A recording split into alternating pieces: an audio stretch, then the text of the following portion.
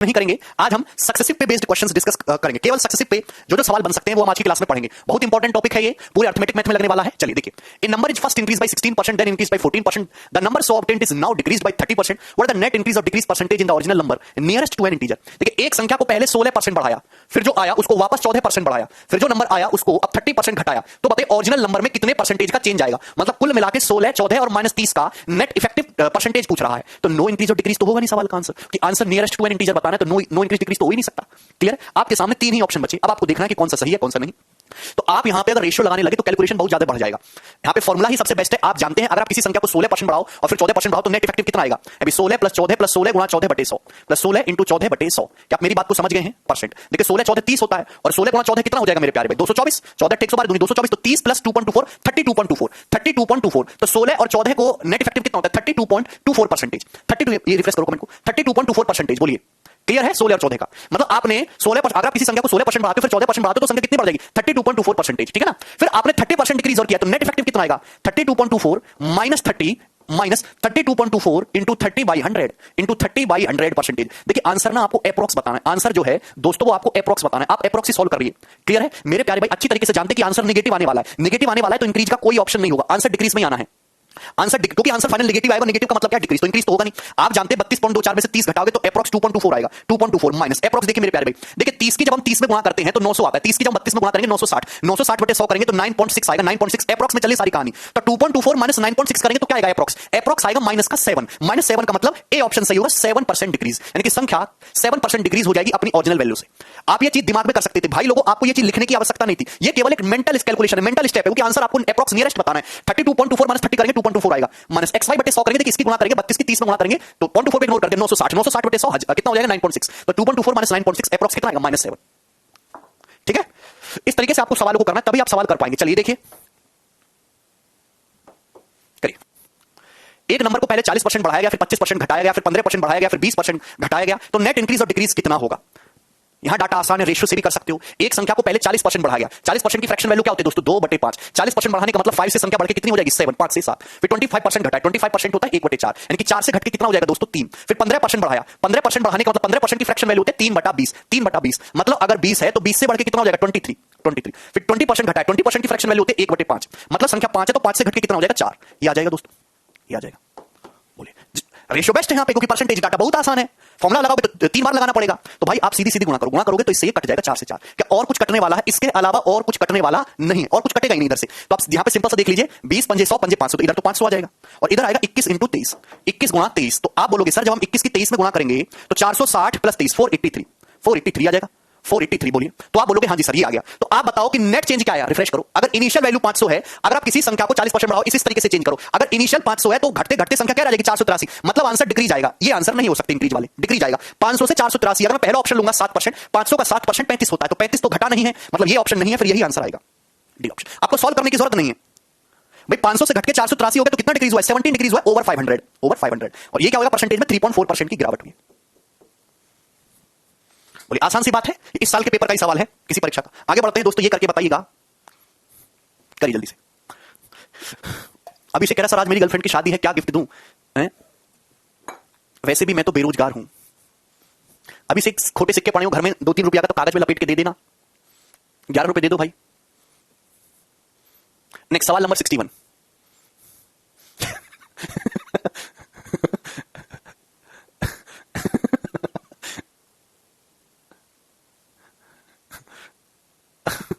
अपने आंसुओं को जमा करके गिफ्ट कर दे। बोलो सर कौन से आंसू, कैसे आंसू, किस बात के आंसू? आंसू निकलते भी हैं इनके।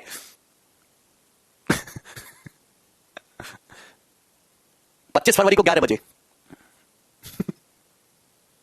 अच्छा दीपक, चलिए दोस्तों, in number x is first increase by 35%। कोई नंबर x है, पहले इसको 35% बढ़ाया गया एंड देन डिक्रीज्ड बाय 5.55%, फिर 5.55% डिक्रीज किया गया। द नंबर सो ऑब्टेन्ड, फिर जो नंबर आया इज नाउ इंक्रीज्ड बाय 23/1/13%, फिर 23/1/3%, 23/13% बढ़ाया गया। If the number has increased by 8806, अगर नंबर 8806 बढ़ा है, देन ओरिजिनल नंबर x के कंपैरिजन में, then find 14:2/7% of that number. तो उस नंबर का 14 सही 2/7% ज्ञात कीजिए। देखिए ये कैसा सवाल है कि ये आपको रेशियो सही करना, क्योंकि परसेंटेज खतरनाक दे रखी है, फॉर्मूला यहां पे लगाया नहीं जा सकता। मेरे प्यारे भाई आप बताइए, एक संख्या को पहले 35% बढ़ाया, 35% की फ्रैक्शन वैल्यू होती है 7/20 भाई, 5% 1/20 होता है, 7 गुना है तो 7/20। बोलिए। तो आप एक बात बताओ, एक संख्या को 35% बढ़ाओगे तो इसका मतलब अगर वो 20 है तो 20 से बढ़ के कितनी हो जाएगी दोस्तों? 27। फिर 5.55% घटाओगे दोस्तों। 5.55% की फ्रैक्शन वैल्यू क्या होती है? 1/18, 1/18। भाई मैंने आपको याद करने के लिए बोला है 1/18 कितना होता है दोस्तों? 1/18 की परसेंटेज वैल्यू क्या होती है? 5 सही 5/9%। डेसिमल में बोलोगे तो 5.55%। तो अगर किसी संख्या को 1/18 डिक्रीज करोगे तो इसका मतलब क्या है? अगर संख्या 18 है तो 18 से 1 घटके कितनी रह जाएगी? 17 रह जाएगी, 17। आप बोलोगे बढ़िया सर, कोई दिक्कत नहीं। फिर आपने 23:1/13% बढ़ाया, 23:1/13%। भाई मैंने क्या बताया आपको? 1/13 कितना होता है? 1/13 होता है 7:9/13%। 1/13 7:9/13%। ये 3 गुना है, ये 3 गुना है भाई। 7:9/13% का 3 गुना है, यानी कि ये क्या है भैया? 2/13। ये क्या है? 3/13। इसकी फ्रैक्शन वैल्यू 3/13। आप सिंपलीफाई करके भी लिख सकते हैं, ये 300/13% आएगा। 300/13% मतलब 3/13। 3/13 बढ़ाया गया मतलब इनिशियल 13 था तो 3 बढ़ के कितना हो गया दोस्तों? 16 हो गया। बोले कोई परेशानी? क्लियर है? तो सक्सेसिवली बढ़ाया गया इस तरीके से। सवाल में बोला गया कि ओरिजिनल नंबर x से संख्या कितनी बढ़ गई? 8806 बढ़ गई। तो आप बताओ मेरे प्यारे भाई, इनिशियल से फाइनल वैल्यू का रेशियो क्या आएगा? 9 से जा रहा है, 9 या 27 और 9 दूनी 18। बोलो दोस्तों, ये 4 से जा रहा है, 4 चौक 16, 4 पंजे 20। आप बोलोगे जी सर। 2 से जा रहा है, 2 दूनी 4। अब देखिए यहां पे कितना आएगा? 13 पंजे 65। दोस्तों कितना आ जाएगा? 17 तिया 51 दूनी 102, 102। क्या आपको मेरी बात समझ में आई? 65 से 102। बिल्कुल। अरे वाह विराट, 65 से 102। ठीक है, इसका मतलब मैं कह सकता हूं कि अगर इनिशियल वैल्यू 65 है, अगर x की इनिशियल वैल्यू मतलब अगर आपके पास पॉकेट में 65 रुपए हैं और आप उसको इस तरीके से सक्सेसफुली चेंज करोगे तो फाइनल वैल्यू फाइनली आपके पॉकेट में फिर 102 रुपए हो जाएंगे। फाइनल आपके पॉकेट में कितने रुपए हो जाएंगे? 102। ठीक है भाई, यानी कि 65 से 102 रुपए हो गए तो कितना इंक्रीज हुआ है? तो आप कहोगे सर 37 का। 37 का इंक्रीजमेंट हुआ है, जबकि इंक्रीजमेंट हुआ कितने का? 8806। संख्या कितनी बड़ी? 8806। तो 37 का मतलब 8806 है, तो 1 यूनिट का मतलब कितना आ जाएगा दोस्तों? 1 यूनिट का मतलब 8806/37। 1 यूनिट का मतलब कितना आ जाएगा? 8806/37। यही है? आप बोलोगे हाँ जी सर, ये 1 यूनिट का वैल्यू है। अगर आपसे ओरिजिनल नंबर पूछेगा, ओरिजिनल नंबर कितना है? 65 यूनिट। तो 65 यूनिट का मतलब कितना हो जाएगा? 65। ये 65 यूनिट की वैल्यू आ जाएगी 65। 65 यूनिट का मतलब 65। बोले बात सही है?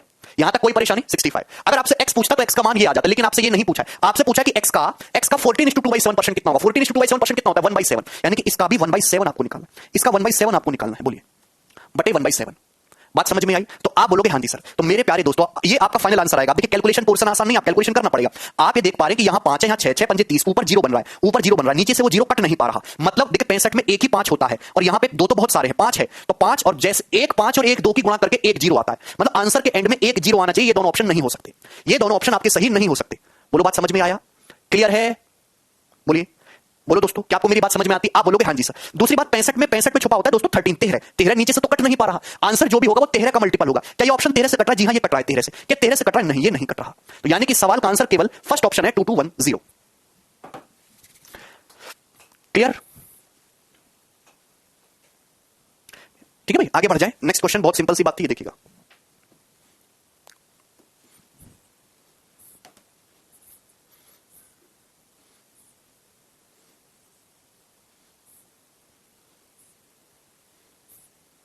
करिए जल्दी से। इन army lost 10% of its main in war. एक आदमी के 10% जवान वॉर में शहीद हो गए। 10% ऑफ रिमेनिंग, देखिए जहां भी रिमेनिंग वर्ड लगे इसका मतलब ये सक्सेसिव है। जैसे एक आर्मी के 10% जवान शहीद हो गए, 10%। फिर उसके बाद जो रिमेनिंग है फिर इस रिमेनिंग का 10%, देखो कंटिन्यूअस चेंज हो रहा है ना, ये सक्सेसिव चेंज है। फिर 10% और डिसेबल हो गए। फिर जो है रिमेनिंग का 10% जो है ये भी नहीं लड़ पा रहे। तो यानी कि जहां जहां रिमेनिंग वर्ड आएगा इसका मतलब वो सक्सेसिव चेंज है। ठीक है, तो 10% जवान वॉर में शहीद हो गए, रिमेनिंग बीमारी के कारण शहीद हो गए, और रिमेनिंग का 10% वॉर नहीं लड़ सकते। Thus the strength of army was reduced to 72900। इससे आर्मी की जो स्ट्रेंथ है वो 7,29,000 हो जाती है। तो बताइए आर्मी की ओरिजिनल स्ट्रेंथ क्या थी? तो आप मेरे प्यारे भाई ये समझिए कि 10% की फ्रैक्शन वैल्यू होती है 1/10। यानी कि आर्मी में अगर शुरुआत में 10 जवान हैं तो मेरे प्यारे भाई 10 से घट के 9 रह गए। 10 से घट के 9। क्लियर है? फिर दूसरी बार 10% और रिड्यूस रह गए, 10% और घट गए, 10 से 9, फिर 10% और घट गए, यानी कि 10 से 9। तो नेट इफेक्टिव क्या चेंज आया? तो गुणा करोगे तो आपको इस तरीके से पूरा लिखने की जरूरत नहीं। आप यहां पे ये कहना चाह रहे हो कि 10%, 10%, 10%। आपने 3 बार चेंज किया, 10%, 10%, 10%। आपने 3 बार चेंज किया है। तो आप बताइए एक बार में कितना चेंज हो रहा है? 10%, यानी कि 10 से 9। एक बार में कितना चेंज हो रहा है? 10%, यानी कि 10 से 9। ये एक बार का है, ये एक बार का, ये एक बार का मल्टीप्लाइंग फैक्टर है। ईच टाइम का मल्टीप्लाइंग फैक्टर कितना है? 9/10 ईच टाइम का। तो आप बताओ आपने 3 बार चेंज किया तो 3 बार का मल्टीप्लाइंग फैक्टर क्या होगा? क्यूब कर देंगे बस। 10%, 10%, 10%। 3 बार रिड्यूस किया, अगर 3 बार रिड्यूस किया है तो पावर 3 करेंगे, 2 बार रिड्यूस किया है पावर 2 करेंगे, 4 बार रिड्यूस करेगा तो पावर 4 करेंगे, 5 बार रिड्यूस करेगा तो पावर 5 करेंगे। बात समझ में आई है? किसी संख्या को आपने 10%, 10%, 10%, 3 बार चेंज किया है। एक बार चेंज करने पर कितना हो जा रहा है? 9/10 मल्टीप्लाइंग फैक्टर। 3 बार चेंज करने पर क्या होगा? पावर 3। सिंपल सा है, लेकिन कंडीशन है सेम रेट होना चाहिए, सेम रेट। यानी कि इनिशियल 10 का क्यूब कितना होता है? 1000, 9 का क्यूब होता है 729। यानी कि इनिशियली अगर आर्मी में 1000 जवान थे तो अब घट के 3 बार 10% घटाने के बाद अब आर्मी में केवल 729 जवान रह जाएंगे। सवाल में इसी 729 की वैल्यू जो दे रखी है वो 729 के दे रखी है 7,29,000। तो 1000 की वैल्यू कितनी होगी? 1000 के, यानी कि 10 लाख। ये आंसर डी ऑप्शन। आगे बढ़ते हैं, ये बताइए दोस्तों।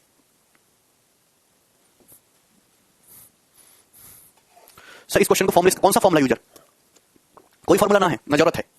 The value of motorcycle depreciate every year by 4%। एक मोटरसाइकिल की कीमत हर साल 4% घट जाती है। What will be it's value after 2 year? 2 साल के बाद इसकी वैल्यू क्या होगी? अगर प्रेजेंट वैल्यू 75,000 है, अगर प्रेजेंट वैल्यू मोटरसाइकिल की 75,000 है, देखिए एक मोटरसाइकिल की कीमत हर साल 4% घट जाती है। 4% की फ्रैक्शन वैल्यू है 1/25। 4% की फ्रैक्शन वैल्यू कितनी है? 1/25। 1/25 मतलब कहने का मतलब यह है कि अगर आप एक मोटरसाइकिल आज खरीदते हो 25 रुपए की, तो एक साल बाद वो 24 की रह जाएगी। एक साल बाद वो 24 की रह जाएगी। ये हो गया एक साल का multiplying factor.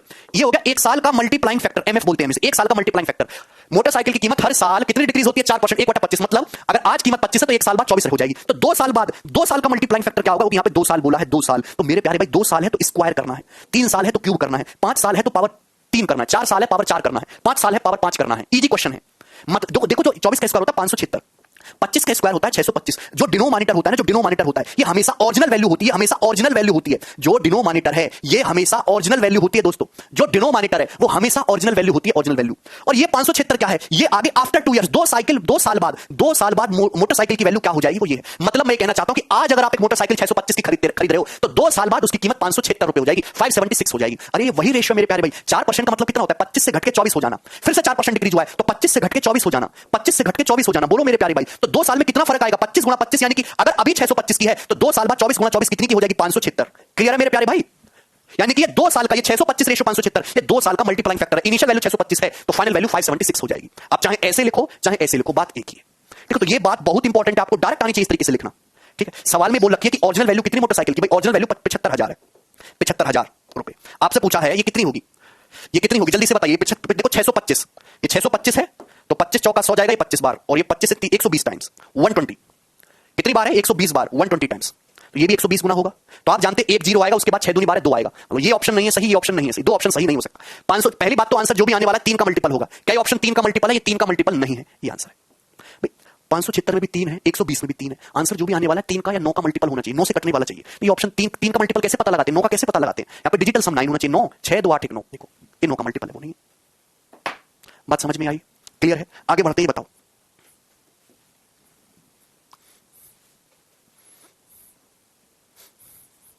The value of machine decreases every year at the rate of 5%। एक मशीन की कीमत हर साल 5%, 5% का फ्रैक्शन वैल्यू होता है 1/20। एक मशीन की कीमत हर साल 1/20 5% डिक्रीज हो जाती है। अगर मशीन की प्रेजेंट वैल्यू 4,11,540 है तो बताइए मशीन की वैल्यू 3 साल पहले कितनी थी? मशीन की जो वैल्यू है वो 3 साल पहले कितनी थी? बताइए जल्दी से।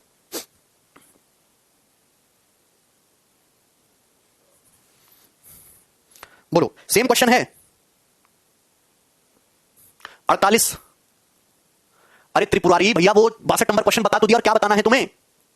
देखिए ध्यान से। एक मशीन की कीमत हर साल 5% घट जाती है। 5% का फ्रैक्शन वैल्यू होता है 1/20। मतलब एक साल में क्या फर्क आता है? अगर आप एक मशीन की कीमत अगर 20 है तो एक साल बाद 19 हो जाएगी। अगर प्रेजेंट वैल्यू 20 है तो एक साल बाद 19 हो जाएगी। बात समझे कि नहीं? तो आप बताओ 3 साल में क्या होगा? 3 साल में कितना चेंज आएगा? तो पावर 3। 2 साल के लिए पावर 2, 3 साल के लिए पावर 3, 4 साल के लिए पावर 4, 5 साल के लिए पावर 5। ठीक है, यानी कि मैं ये कहना चाहता हूं मेरे प्यारे भाई कि 20 का क्यूब 8000, यानी कि अगर अभी एक मोटरसाइकिल 8000 की है तो 3 साल के बाद 19 का क्यूब कितना होता है? 6859 हो जाएगी। ये आ जाएगा। यहां तक कोई परेशानी? यानी कि अगर आज के टाइम में आप एक मोटरसाइकिल 8000 की खरीदो तो 3 साल के बाद वो 6859 की हो जाएगी। सवाल में क्या दिया है? एक मशीन की कीमत हर साल 5% घटती है भाई। एक मशीन की कीमत हर साल 5% घटती है, तो ये घटती रही घटती रही घटती रही। यदि प्रेजेंट वैल्यू यानी कि 3 साल के बाद मशीन की कीमत इतनी है तो बताइए 3 साल पहले मशीन की कीमत क्या थी? यानी कि ओरिजिनल वैल्यू आपसे पूछा है। तो 6859 की वैल्यू आपको दे रखी है 4,11,540।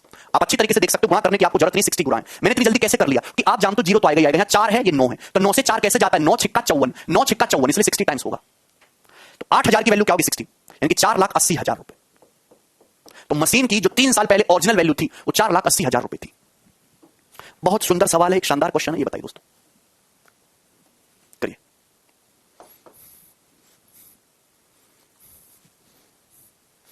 The population of a town increases each year by 4% of its total at the beginning of the year. If the population on 1st January 2001 was 5 lakh, what was on 1st?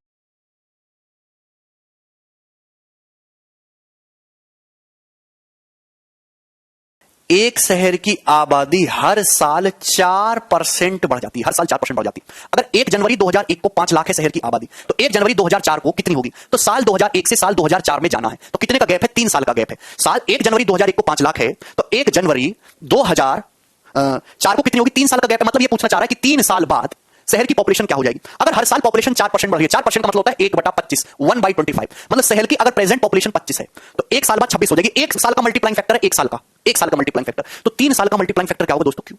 3 साल का मल्टीप्लाइंग फैक्टर क्या होगा? Cube. तो आप जानते हैं 25 का cube कितना होता है दोस्तों? 4 4 4। अच्छा, ऐसे तो बहुत कैलकुलेशन हो जाएगी, आप इस तरीके से मत करो, इस तरीके से बहुत कैलकुलेशन हो जाएगी बेवजह। 25 का क्यूब 15,625 होता है, वो हमें पता है, ऐसे मत करिए। देखिए अगर शहर की पॉपुलेशन प्रेजेंट में 5 लाख है, 5 लाख को मुझे 4% 4% 4% बढ़ाना है 3 बार, 4% 4% 4% बढ़ाना है 5 लाख को 3 बार, तो जाहिर सी बात है पॉपुलेशन जो भी होगी इससे तो ज्यादा होगी, 5 लाख से तो ज्यादा बढ़ेगी, तो ये आंसर नहीं हो सकता। ऐसे सवाल को हमेशा ऑप्शन से करिए, बेवजह की कैलकुलेशन के चक्कर में आपको नहीं पड़ना है। आप मेरी बात समझ रहे हैं? आप बताइए अगर अभी पॉपुलेशन 5 लाख है और आप 4% 4% 4% बढ़ाएंगे तो 5 लाख से ज्यादा हो जाएगी ना, ये वाला ऑप्शन हो ही नहीं सकता कभी सही। बोलो 4% 4% 4% का नेट इफेक्टिव निकाल लो, परसेंटेज से कितना आएगा? 4% 4% 4% का नेट इफेक्टिव, ध्यान से सुनिएगा, 4% 4% 4% का नेट इफेक्टिव कितना आएगा? बोलिए। मतलब ये कहना चाहते हैं जैसे अब शुरुआत में 5 लाख है, जैसे अब शुरुआत में 5 लाख है, अगर इसका 4% 4% 4% बढ़ाने का मतलब क्या है? मल्टीप्लाइंग फैक्टर 1.04, मल्टीप्लाइंग फैक्टर 1.04, आपको 3 बार बढ़ानी है तो पावर कितना हो जाएगा? 3, पावर कितना हो जाएगा? 3। तो 3 साल बाद पॉपुलेशन ये होगी, 3 साल बाद एक्चुअली में 4 4 4 का जो सक्सेसिव है वो लगभग 12 से थोड़ा सा ज्यादा 13 तक आ जाएगा। तो 5 लाख को 13% भी बढ़ाओगे तो 5,65,000 के नजदीक रहेगा, ये 6.5 लाख नहीं पहुंचेगा कभी भी, ये कभी भी 6.5 लाख पहुंच ही नहीं सकता।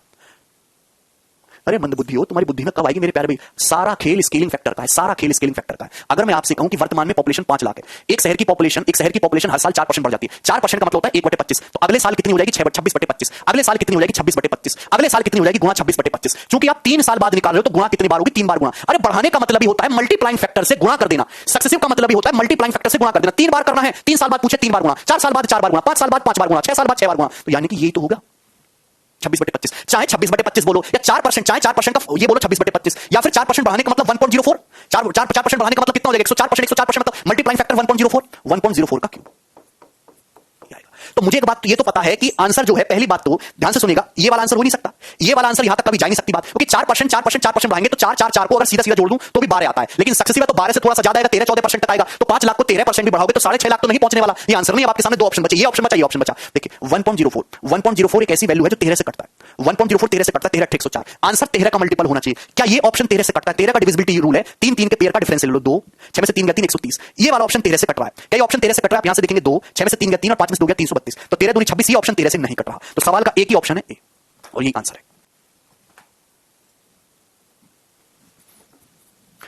एक सवाल को करने के बहुत सारे तरीके होते हैं भाई मेरे, बहुत सारे तरीके नहीं हो, जस्ट 10 सेकंड क्वेश्चन, केवल 10 सेकंड का सवाल है। यह बात तुम्हें आज कम समझ में आएगी, जब 2-3 महीने बीत जाओगे ना तो और समझ में आएगी। कुणाल कह रहे 1.04 कैसे सर? अरे भैया, अरे मैं आपसे कहता हूं किसी संख्या को 4% बढ़ा दिया, आप किसी संख्या को 4% बढ़ा दिया तो मल्टीप्लाइंग फैक्टर क्या हो गया? 1.04, या फिर बोलेंगे 26/25। कब सीखोगे तुम ये बात? मैं कितनी बार बताऊं सेम बातों को तुम्हें, गधो। मैं आपसे कहता हूं किसी संख्या को 20% बढ़ा दिया, 20% बढ़ाने का मतलब 100% से 20% बढ़ा देना, 120% कर देना। 120% का मतलब होता है 1.2 या फिर 6/5 गुना, अगर मैं फ्रैक्शन में लिखता हूं। बिल्कुल कहीं के। मैं आपसे कहता हूं किसी संख्या को 25% घटाया, 100% को 25% घटा दोगे तो कितना रह जाएगा? 75%। 75% का मतलब होता है 0.75, या फिर फ्रैक्शन में लिखोगे तो 25% होता है 1/4, 1 को 1/4 घटा दोगे तो कितनी हो जाएगी वैल्यू? 3/4 टाइम्स। क्या तुम्हें पढ़ा नहीं रखा सब?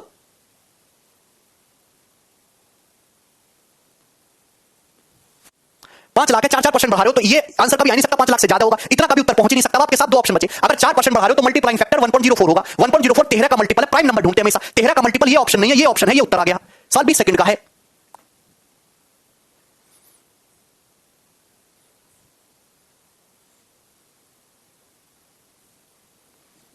आगे चलते बताइए, करो करिए जल्दी से।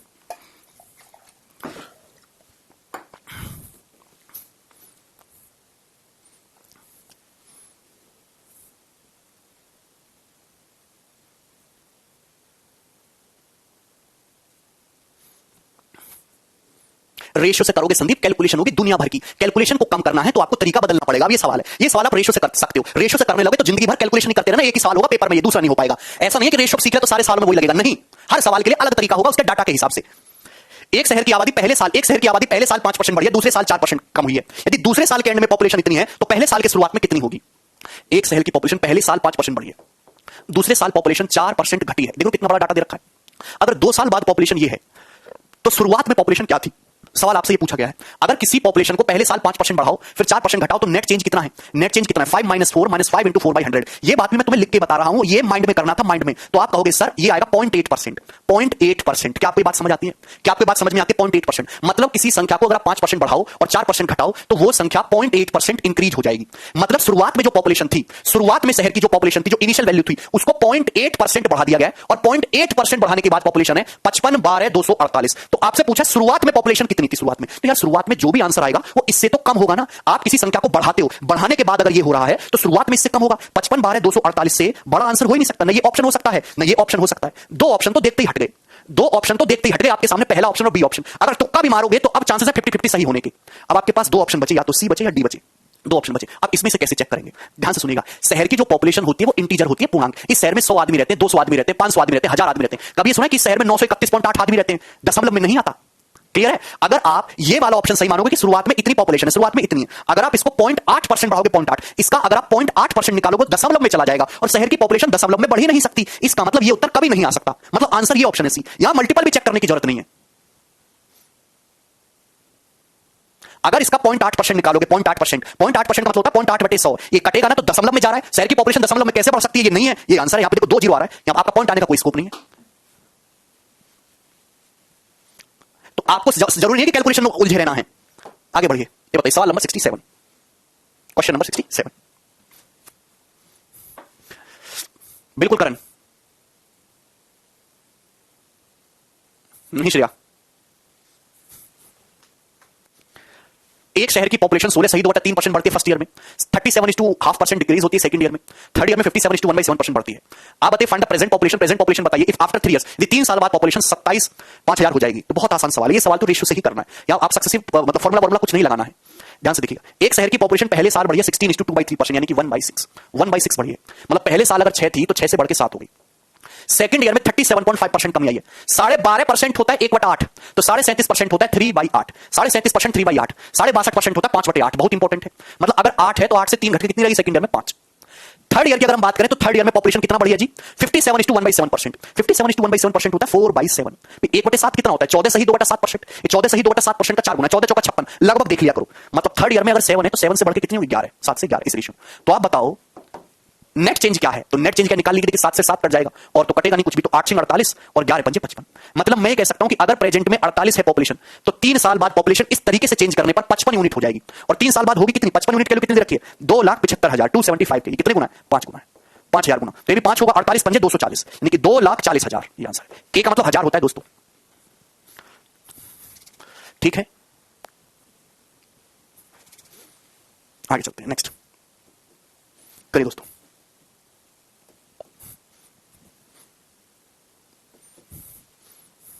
रेलवे का सवाल है, सवाल नंबर 68, बहुत पुराना, वो भी जल्दी से मुझे करके बताइए इस क्वेश्चन का उत्तर क्या होगा। अगर तुमने ये वाला सवाल नहीं करके बताया तो मैं तुम्हारी बहुत ज्यादा पिटाई करूंगा।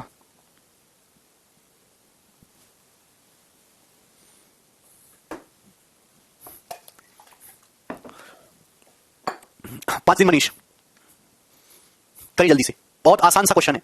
The red blood cell in a blood sample grows by 10% per hour in first 2 hours, decreases by 10% in next 1 our.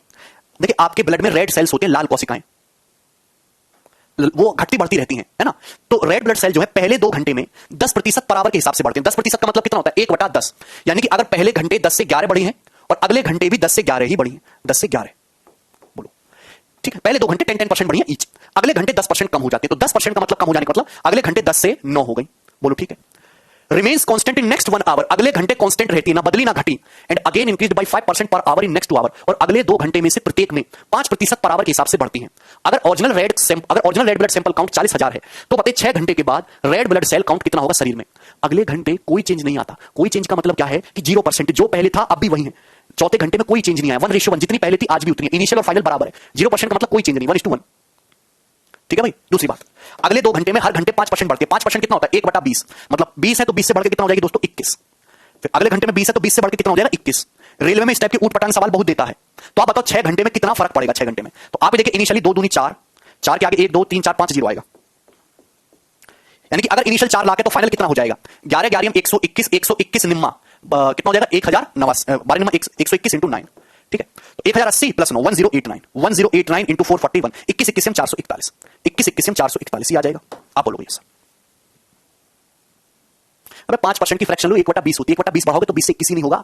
तो आप बताओ, यानी कि अगर इनिशियल 4 लाख है तो फाइनल कितना हो जाएगा? अगर इनिशियल 4 लाख है तो फाइनल कितना हो रहा है? 1089 गुणा 441, गुणा नहीं किया है मैंने अभी तक, गुणा नहीं किया, 1089 गुणा 441। अरे आंसर एप्रोक्स है, एप्रोक्सीमेट। यहां पे यूनिट डिजिट डिजिटल समझ लगाने लगना बेवकूफों की तरह। आंसर एप्रोक्स है। शुरुआत में बोला है सवाल में कि अगर शुरुआत में 40,000 थी तो बताओ 6 घंटे बाद कितनी? शुरुआत में 40,000 थी, 4 ही जीरो रखनी है। तो मैं एक काम करता हूं, पूरे रेशियो को 10 से भाग कर लेता हूं। अगर शुरुआत में 40,000 है तो फाइनली कितनी होंगी? 1089 गुणा 44.1, 1089 गुणा 44.1, ये आ जाएगा, यानी कि आंसर जो भी आएगा 40,000 तो बिल्कुल नहीं आने वाला। अब मुझे ऑप्शन से ही पता लगाना है कि ऑप्शन से कितने के आसपास पहुंचेगा। ठीक है, अगर मैं इसको 1089 को 1100 भी मानता हूं, 1100 ये पूरा 1100 है। अगर मैं 1100 की 44 से 1100 की अगर मैं 441 में गुणा करूंगा, 1100 की अगर मैं 441 में गुणा करूंगा तो 44,000 और प्लस 4400 तो 48,400, आंसर 48,000 के नजदीक आएगा। मतलब ना ये आंसर है ना ये आंसर है, एक ही ऑप्शन है सी।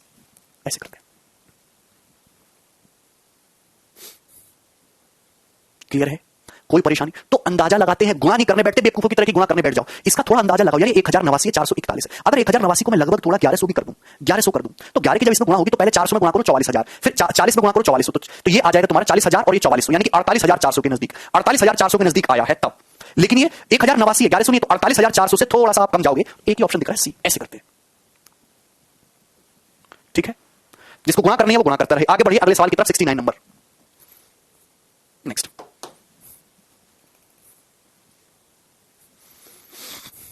अच्छा साहुल करिए जल्दी से। साहिल देख रहा हूं भाई मैं कमेंट आपका। अरे उत्कर्ष 1 घंटे में तो कांस्टेंट है ना, चेंज ही नहीं हुआ है। करिए। The difference between the population of city in 2 consecutive years ago from today is 5,000. If there is 10% increase in population per year from the previous year, what is the population of the city? City की population बताइए। What is the current? लिख लीजिए current.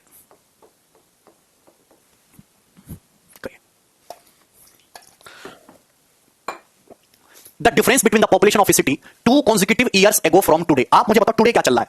Today चल रहा है साल 2021, year 2021। इससे पहले था हमारा फेवरेट साल 2020, उससे पहले था साल 2019। ये करंट है, ये करंट ईयर है। सवाल में दे रखा है करंट ईयर से 2 consecutive 2 क्रमागत साल पहले, तो करंट ईयर से 2 क्रमागत साल पहले जाओगे तो 2019 और 2020 है। तो 2019 और 2020 की पॉपुलेशन का डिफरेंस 5,000 है।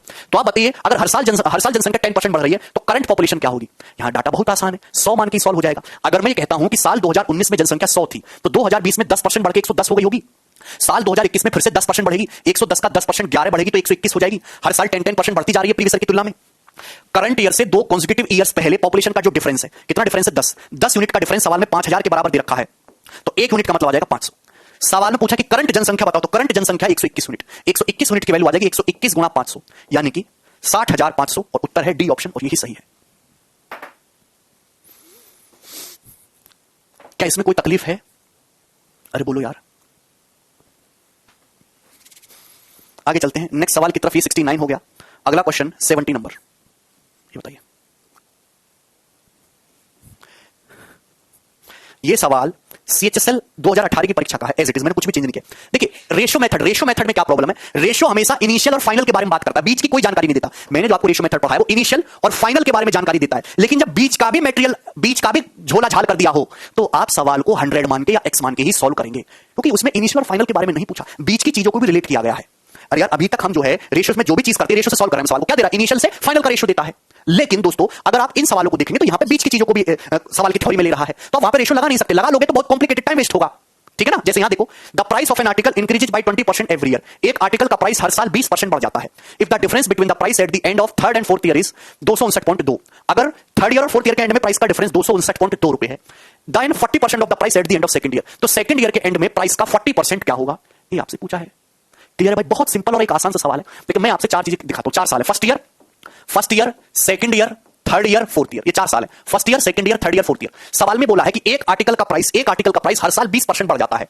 अगर 3rd ईयर और 4th ईयर के एंड में प्राइस का डिफरेंस 259.2 है तो 2nd ईयर के एंड में प्राइस का 40% क्या होगा? अगर सवाल में गौर से देखो तो फर्स्ट ईयर के बारे में कुछ भी नहीं दिया गया है, ना ही फर्स्ट ईयर के बारे में कुछ पूछा गया है, तो उसको ऐसे इग्नोर कर दो जैसे मोदी जी रोजगार देने में इग्नोर करते हैं। फर्स्ट ईयर की कोई इज्जत नहीं है, हमारी जो कहानी है यहीं से शुरू होगी। अगर हर साल वस्तु की कीमत 20% बढ़ रही है, 20%, हर साल वस्तु की कीमत 20% बढ़ रही है, तो आप चाहे 100 मान के कर सकते हो, चाहे फ्रैक्शन में कन्वर्ट करके कर सकते हो। मैं कहता हूं कि अगर 2nd ईयर के एंड में कीमत 100 है तो 3rd ईयर में 20% बढ़ के 120 हो जाएगी, 3rd ईयर में फिर 20% बढ़ेगी तो 120 का 20% बढ़ाओगे तो 144 हो जाएगी। बोलो तो 2nd ईयर और 3rd ईयर और 4th ईयर के प्राइस में कितना डिफरेंस है? 24, और सवाल के अकॉर्डिंग डिफरेंस कितना है? 259.2 रुपए का। तो 24 यूनिट की वैल्यू 259.2 रुपए के बराबर है, तो 1 यूनिट की वैल्यू क्या आएगी? बोलो 24 एकम 24 और ये 0 24 8 192 10.8 रुपए, तो 1 यूनिट की वैल्यू 10.8 रुपए आएगी। आंसर 9 का मल्टीपल आएगा। आंसर 10.8 9 से कटता है, 9 का मल्टीपल चेक कर लो, वही उत्तर है। ठीक है ना? सही है। लेकिन आपसे पूछा 2nd ईयर के एंड में प्राइस का 40%, 2nd ईयर के एंड में प्राइस का 40% बताओ भाई। 2nd ईयर में कितना प्राइस है? 100, तो 100 का 40%, 100 का 40% पूछा, तो 100 का 40% कितना होता है? 40, तो 40 यूनिट की वैल्यू क्या होगी? 1 यूनिट की वैल्यू 10.8, तो 40 यूनिट की वैल्यू मल्टीप्लाई बाई 40 कर देंगे तो कितना आएगा? 432 रुपए, और आंसर बी ऑप्शन होगा।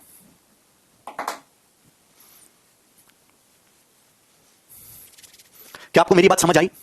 मुझे लगता है आपको मेरी बात समझ आ रही है। मैं आगे बढ़ता हूं नेक्स्ट सवाल की तरफ। 71 नंबर।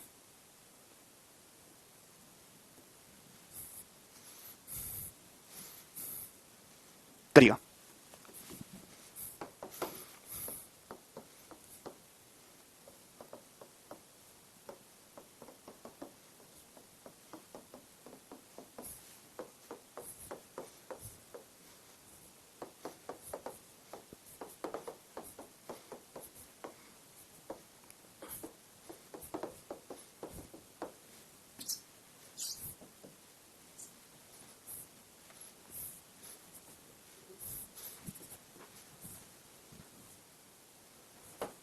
करिए।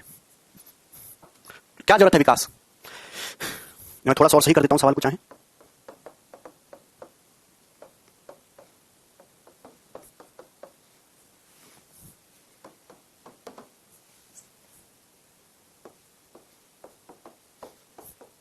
देखिए मैं आपसे क्या कहना चाहता हूं, ध्यान से सुनिएगा, बहुत बड़ा सवाल है। पहले कंसेप्ट समझिए, मैं आपको कंसेप्ट समझाना चाह रहा हूं। अभी तक मैंने आपको यह सिखाया है कि हम सक्सेसिव परसेंटेज चेंज कैसे निकालते हैं, नेट सक्सेसिव परसेंटेज चेंज कैसे निकालते हैं, ये सिखाया। लेकिन अगर सवाल में उल्टा पूछा हो, मैं आपसे कहना चाहता हूं कि एक संख्या है मेरे प्यारे भाई, उसको पहले 40% बढ़ाया गया, 40% बढ़ाया गया, तो फिर एक नया नंबर आ जाएगा ए, जो नया नंबर आया है, फिर हमने उसको 28.56% बढ़ाया, 28.56%, फिर नया नंबर आ जाएगा बी, फिर आपने इस नए नंबर को के परसेंट बढ़ाया, पता नहीं कितने परसेंट बढ़ाया, तो ये जो फाइनल वैल्यू, ये फाइनल वैल्यू आ जाएगी, ये इनिशियल वैल्यू आएगी। अगर कुल चेंज, आपको यहां पे कुल चेंज दिया हुआ है, अगर कुल चेंज संख्या में 120% का हुआ है, अगर संख्या टोटल 120% बढ़ी है, तो बताइए के का मान क्या है, what is the value of के। सवाल ये है, मैं कहना चाहता हूं एक संख्या को सक्सेसिवली 40%, 28.56% और के परसेंट बढ़ाया गया। अगर संख्या कुल 120% बढ़ी है ओरिजिनल वैल्यू से, तो आप बताओ के का मान क्या है। बहुत बेहतरीन चीजें बता रहा हूं मैं आपको। इसका मतलब अगर आपको के की वैल्यू दी होती और आपसे पूछ लेता कि कुल इफेक्टिव परसेंटेज बताइए, तो आप रेशियो मेथड से आसानी से कर लेते, लेकिन यहां पे बीच का डाटा मिसिंग है। जब बीच का डाटा मिसिंग है तो हम इस सवाल को कैसे करेंगे, वो मेरे समझाने का मकसद है। ढंग से समझेगा, बहुत प्यार से, ध्यान से। मेरे प्यारे भाई, आप बताओ पहले कितना बढ़ाएगा 40%। 40% की फ्रैक्शन वैल्यू होते हैं दोस्तों 5 से 7। पहले संख्या को बढ़ाया 40%, 40% कितना होता है 2/5, 40% बढ़ाया गया 2/5 यानी कि 5 से 7। फिर बढ़ाया गया 40% का मतलब होता है 2/5 यानी कि कितना बढ़ाया गया 5 से 7। फिर 28.56%, 28.56% कितना होता है जी 2/7, कितना होता है 2/7। इसका मतलब फिर कितना बढ़ाया गया दोस्तों 7 से 9, 7 से 9, 2/7 कितना बढ़ाएगा 7 से 9, बोलिएगा दोस्तों 7 से 9, यही है। अब ये हमको पता नहीं है, के बारे में हमें कोई जानकारी नहीं है, के ही तो निकालना है। तो आप जैसे हर परसेंटेज के करस्पॉन्डिंग आप लोगों ने रेशियो लिखा है, 40% का मतलब बढ़ाने का मतलब 5 से 7 हो गया, 28.56% का मतलब 7 से 9 हो गया, तो हमने के परसेंट के करस्पॉन्डिंग फ्रैक्शन मान ली x अनुपात y। जब हमको पता ही नहीं है तो अपन लोग क्या लिख लेंगे अपनी मर्जी से x रेशियो y। जैसे यार, जैसे मैं किसी संख्या को 30% घटाता हूं, तो 30% का मतलब क्या होता है 3/10 घटाना, इसका मतलब रेशियो कैसे होगा 10:7, 10:7। और जब मुझे इसकी जानकारी ही नहीं है तो इससे करस्पॉन्डिंग हमने एक रेशियो मान लिया कि जी ये रेशियो x अनुपात y है अपनी मर्जी से। अरे बोलो यार, क्लियर है? अगर मुझे रेशियो x अनुपात y पता लग गया तो के की वैल्यू आ जाएगी। थोड़ी बुद्धि लगाओ प्लीज यार, प्लीज। क्लियर है? इन तीनों का नेट इफेक्टिव परसेंटेज चेंज क्या है, इन तीनों का नेट इफेक्टिव परसेंटेज चेंज क्या है, तो आप कहोगे सर कि वो संख्या 120% बढ़ गई। 120% का फ्रैक्शन वैल्यू होता है 6/5। 120% का फ्रैक्शन वैल्यू होता है 6/5। मतलब अगर मैं ये कह दूं कि अगर इनिशियल वो संख्या 5 थी, अगर इनिशियली वो संख्या 5 थी, तो 6 बढ़ गई, यानी कि 5 से बढ़ के कितनी हुई है 11। 5 से बढ़ के कितनी हुई है दोस्तों 11।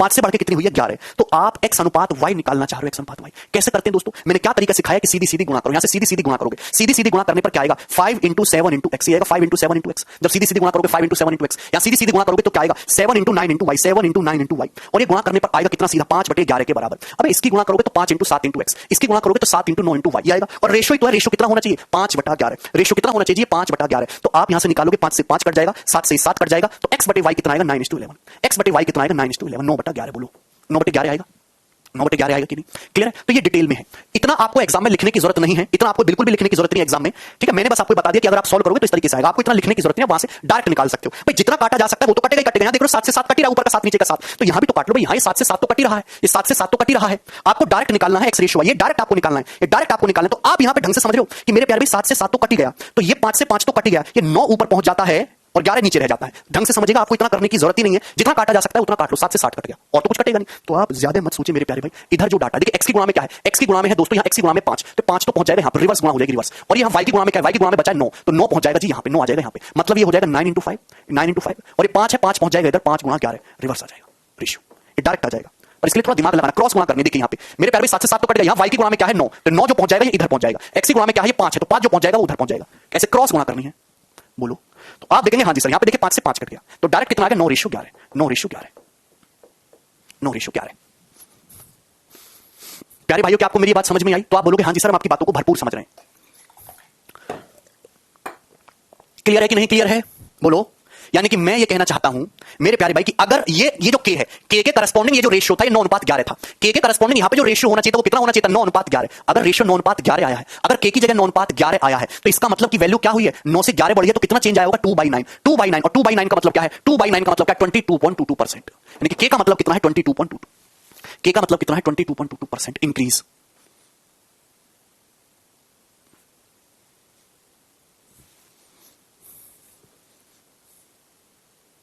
सभी को समझ में आया मेरी बातें? अरे क्लियर है कि नहीं क्लियर है? कहां लिखा हुआ है रमन?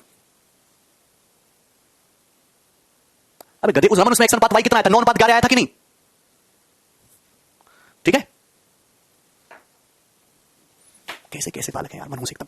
कितना भी समझा लो, बैल बुद्धि है। वही टीचर बढ़िया जो ये सब पढ़ाता ही नहीं, छोड़ देता है।